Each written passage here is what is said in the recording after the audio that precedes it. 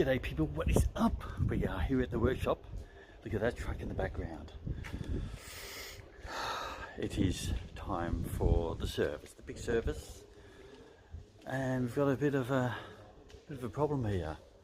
Bit of a problem, what do you say? Well, look at this, they're in the engine. Dropped out of the tank. It has dropped a fair bit. Is it out of the top tank?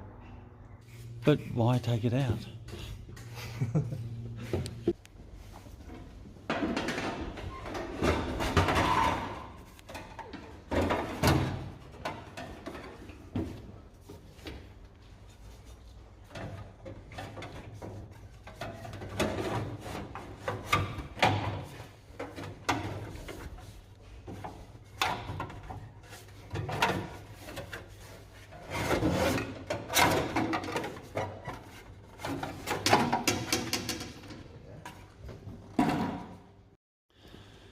Out with the old, in with the new.